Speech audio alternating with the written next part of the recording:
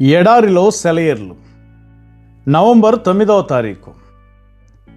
అతని నీడ యందు నివసించువారు మరలి వత్తరు. ధాన్యము వలె వారు తిరిగి మొలుతురు. ద్రాక్ష చెట్టు వలె వారు వికసింతురు. హోషియా గ్రంథము 14వ అధ్యాయము 7వ వచనం. ఆ రోజు జోరుగా వాన కురిసింది.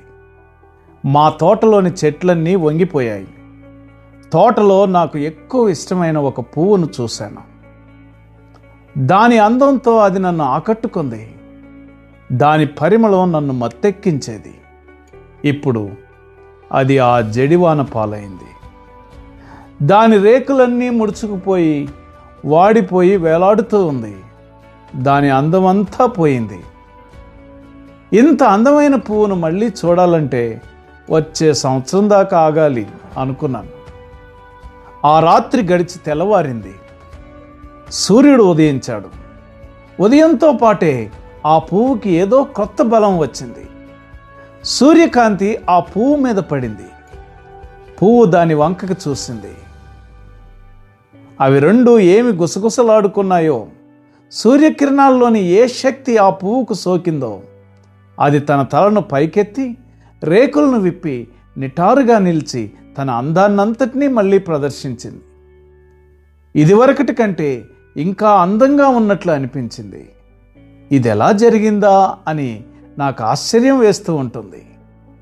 వడిలిపోయిన ఈ పువ్వు చైతన్యవంతమైన కిరణాలను తాకి వాటి శక్తిని పొందింది. నా హృదయంలోకి దేవుని శక్తిని ఎలా గ్రహించగలనో, ఆయనతో ఎలా సంబంధం పెట్టుకోగలనో తెలియదు, కానీ ఇది వాస్తవంగా జరిగిందని మాత్రం చెప్పగలను.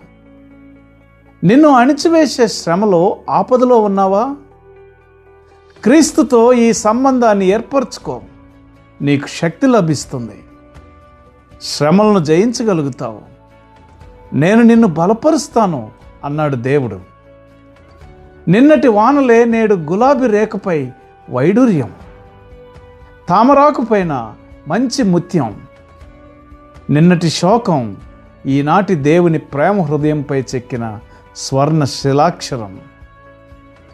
నిన్నటి వర్షం కొండ చర్యలను నేడు తళతళలాడించింది, గడ్డిని మిసమిసలాడించింది. నిన్నటి శోకం హృదయానికి పాఠం నేర్పింది. ఎన్ని గాలులు వీచినా నిత్యానందం మనసులో గుసగుసలాడుతూనే ఉంది. అల్పవిశ్వాసి, నేటి వర్షం రేపు నిన్ను పరిశుద్ధుణ్ణి చేస్తుంది. అది ముళ్ళ పొదల్లో చిక్కుకున్న ముత్యాలహారం వంటిది.